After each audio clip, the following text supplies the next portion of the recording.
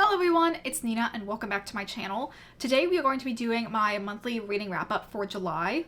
I'm technically filming this a couple days before the end of the month, so there might actually end up being one more book I finish in July, but I'll end up talking about that one in my August wrap-up instead, because I only wanted to talk about all the books I've completely finished for this one. In the month of July, I finished 7 books, and my average rating was a 3.9. which I think is pretty good. I didn't have any 5 stars this month, but I did have the majority of the books be 4 or 4.5 stars, and only one book that kind of was a bit of a dud. So even though my average rating feels a little bit low, I do think that overall I had a really good reading month. And I'm very happy with all the progress I made on all of the books that I ended up reading. In this month, I read all adult books. I read 2 nonfiction, 3 historical romance, and 2 adult fantasy. So with that intro out of the way, let's get right into talking about all the books I read. Starting off, I'm going to talk about the nonfiction books that I read. The first one I read was The Age of Magical Overthinking by Amanda Montell. This is Amanda Montell's 3rd book and her most recent release.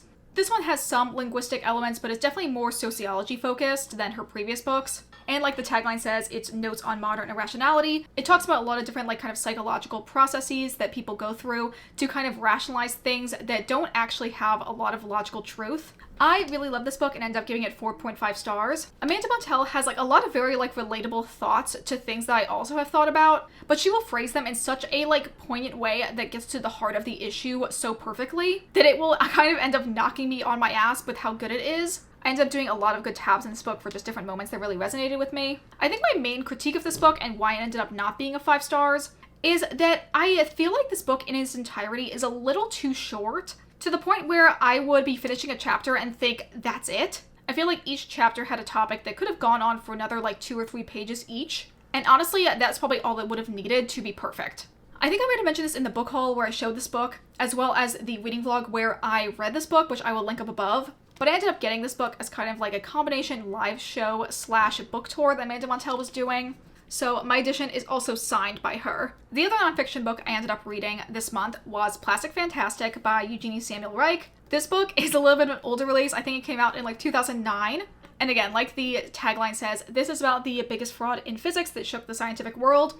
It basically follows the story of this physicist named Jan-Hendrik Schoen, who ended up faking a ton of data that led to the scientific community thinking that he had made a bunch of breakthroughs in the fields of condensed matter and materials physics. I wanted to read this book because it is actually the basis and one of the primary sources that is used in the Bobby Broccoli video, The Man Who Almost Faked a Nobel Prize. And I love that video series and kind of all of Bobby Broccoli's videos, so I really wanted to read the original source material for that. I ended up giving this book a 3.5 stars. I really liked this because I like the overall story, but I feel like it did get a little bit more boring just reading it and was a lot more slowed down in some parts. I am really impressed, obviously, with the investigative journalism aspects in really following the trail and talking to, it seems pretty much every single person that had interacted with Schoen. And I also like the sections that kind of talked about the bigger picture ideas of fraud in the scientific community, how it can end up happening, and just sort of all the ways that the field can kind of be slow to correct fraud because of ideals of around ethics and trying to keep up good relations within this small community. I think another reason why I like this a little bit less is that I just feel like the Bobby Broccoli video, I feel like his video paints a little bit better the picture of why Schoen did what he did. Whereas I feel like with this, there's a little bit less conjecture about the overall culture of the world outside of science and how that time period was kind of impacting people and industry. It's much more based on the cold hard facts versus any extrapolation about Schoen as a person. But still, I'm really glad I ended up reading this book, and I totally recommend you check out Bobby Broccoli's channel and see the sort of video version of this book, since it's a really good documentary on the topic. Okay, now let's move into the 3 historical romances I read this month. I wasn't really planning on reading so many. I only had 1 on my July TBR, but then I ended up reading 2 more for a reading vlog that I think will be coming out probably the week before this one, so I'll try and link it up above. Anyway, the first historical romance I read was The Bluestocking Guide to Decadence by Jess Everly. This is a lesbian historical romance set in 1880s England, and it follows our 2 main characters, Jo and Emily. This is the 3rd in the Lucky Lovers of London series by Jess Everly. So both of the main female characters have been side characters in previous books in the series. Jo is a friend of Charlie, who's the main character in the first book, and Emily is the twin sister of Noah, who was one of the main characters in the second book. This book is very much like no plot, just vibes and focusing on like cute relationship building, which is really what I want in Jess Everly's books. I've really grown to love her writing style now that I've read the entirety of her series. It was very cute and just like giving me everything I wanted. Basically, the overarching plot is that Emily is a country doctor, following in her father's footsteps after her brother Noah basically has rejected taking on the family practice. And she ends up taking on Joe's husband's mistress, who is currently pregnant and in need of a doctor that will be able to like understand her circumstance. Joe is in a lavender marriage with this guy named Paul, who we've met in the previous books in the series. And Joe is very uneasy at the fact that her husband has taken a mistress and is going to have a child with her, because she feels very much like a third wheel in the relationship. So it's kind of half them both separately dealing with family issues, and then them kind of settling their differences and forming a relationship. I gave this book 4 stars. Like I said, I really enjoyed it and thought it was very cute. One problem I did have is I did think the like third act breakup, which is really just like 1 chapter long of like just a disagreement, was legit kind of pointless. But that was the only thing I kind of outwardly disliked about the book.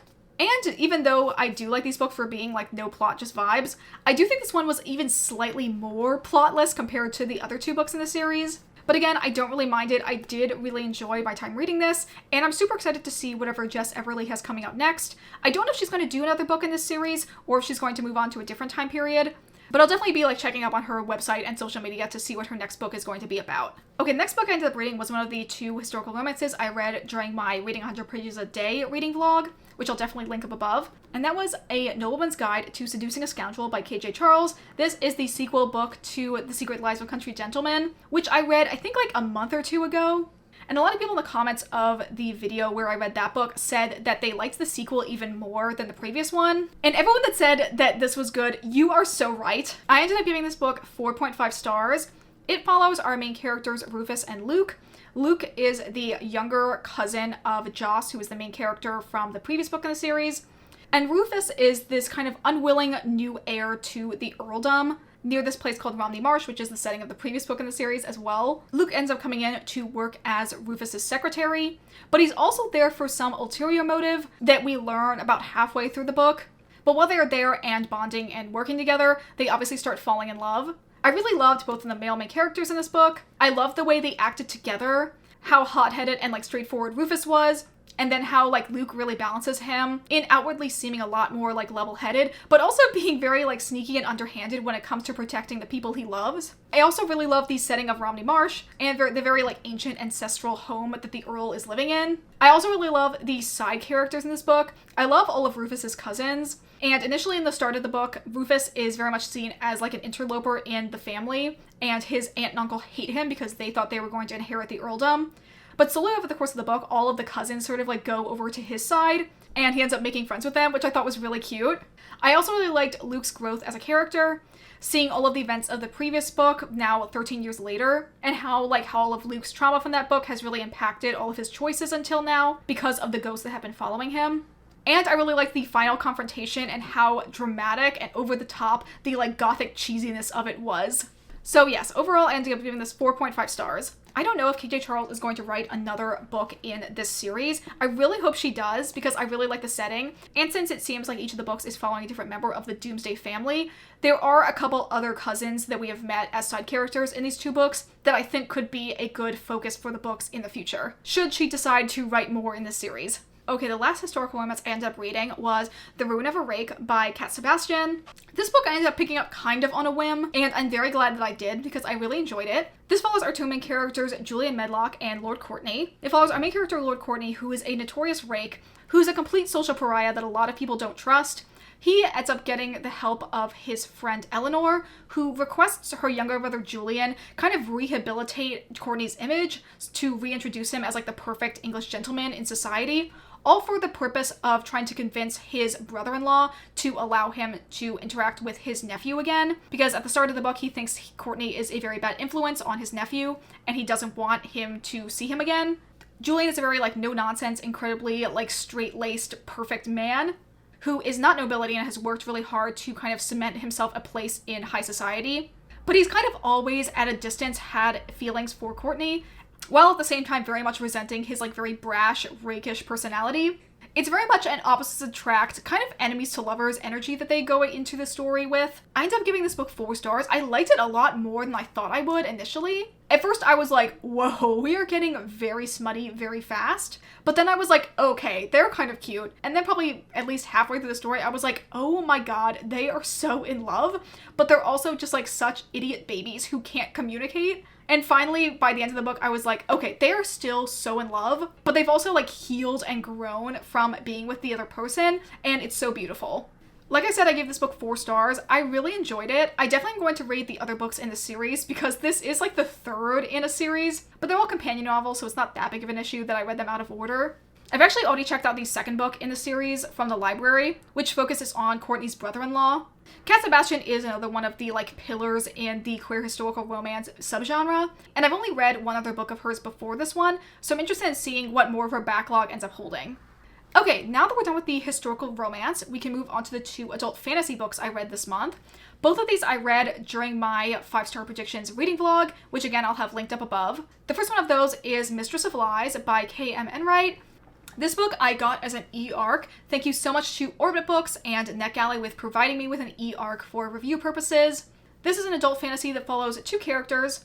The first one is Sean, who is a blood worker, which is basically someone that can do magic with blood. At the very start of the book, and I think also mentioned in the summary, she ends up killing her father so that she become the head of the family. And she has a lot of schemes and plots to grow in power to eventually overthrow their king. The other main character is Samuel, who at the start of the book is this very like down on his luck poor commoner who, despite not having any like bloodworking magic, has another strange mysterious power that allows him to compel people to do whatever he wants. He ends up getting pulled in by Sean to part of her plan, and the 2 of them, along with one of Sean's childhood friends, Isaac, are working together to try and stop this serial killer that has been killing off people that don't have blood magic in their city. This was one of my most anticipated releases of the year, and unfortunately it fell a little bit flat for me. I feel like the big thing was that I felt a lot of this book was quite boring. It had an amazing setup. There was going to be this polyamorous romance, the incorporation of blood magic and vampires, like a lot of things I really, really like in books. I can't believe that with a setup like that, it dared to be so boring. The highlight of this book was definitely all of the world building aspects. I thought the blood magic was really interesting. I really liked the character of the king, who is essentially a vampire. He is thousands of years old and is the only one that's allowed to use blood magic to keep himself young. But overall, I think it really faltered in the writing style as well as some of the character development. It was very much a tell, don't show type of book. And I do feel like a lot of the characters' backstories and the stuff that was explained to us actually didn't really come to fruition in informing them in the present moment with what they were doing. Another aspect is the fact that even though at the very beginning Sean seems like kind of a badass and very smart and calculated, that element kind of really quickly falls apart, and I feel like she was just kind of written in a way that was trying to make her seem a lot smarter than she actually was.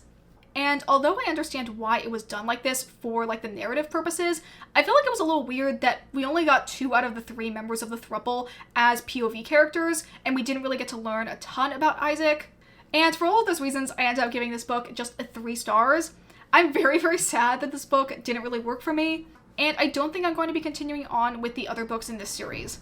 Okay, now let's talk about the last book I read this month, which was Shanghai Immortal by A.Y. Chow. This is an adult fantasy that follows our main character, Lady Jing, who is the ward/indentured servant to the King of Hell named Big Wong.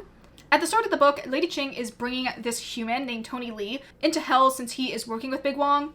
And Lady Ching ends up hearing that her childhood nemesis, Lady Sue, is planning on stealing this magical dragon pearl that Big Wong has. Lady Ching is very much set out to prove herself to Big Wong, and she wants to help defend this dragon pearl, but he ends up instead sticking her with the job of being Tony Lee's babysitter. But even while she's forced to hang out with him, she's also still working to try and figure out a way to help Big Wong in protecting the dragon pearl. That is a bit of a weird summary of the book, but it's the best I can get to for right now. Overall, I really like this book. This book has a very low rating on Goodreads. I think it's like a 3.29, or at least it was maybe earlier in the month when I last checked. And I think a big reason for why people don't like this book is that Lady Ching has very much in canon anger management issues that lead her to being very harsh and direct and sometimes making some stupid choices. She also has a very distinctive, very quirky way of speaking that I think a lot of people will probably turned off by, but I for one really like quirky writing styles. I think it helps me connect a lot more with the characters and have them be more fleshed out when I know what they talk like. And I do think that Jing went through a lot of personality development over the course of the book. I also went into this book with high expectations for the romance because Tony Lee seemed very much like my type of character. I really like the very quiet, mild-mannered guy in a suit type archetype. And he was a little bit different from what I had initially expected, but at the same time was very much giving me what I wanted, and I felt like he was a really good foil for Lady Jing. I felt like they bounced off each other really well, and I definitely could understand their attraction and chemistry by the end. I give this book 4 stars. While I did find Lady Jing to be a little bit annoying earlier on, I think my main problem was the very end of the book. It felt like the main climax and all of the reveals happened way too fast, and over the course of 3 chapters, we got the entire plot wrapped up very quickly. So that part definitely gave me a little bit of whiplash, but I did really enjoy my time reading this, and I definitely will be reading the second book in the series when it comes out sometime next year. So those are all the books I read in the month of July. I'd love to hear any of the books you end up reading this month if you found any new favorites in the comments down below. And that is going to be it for me today. If you guys enjoyed this video, consider liking, commenting, or subscribing if you aren't already. Consider following me on the Storygraph if you'd like to see my reading updates in real time, as well as following me on my Bookstagram, which is linked in the description.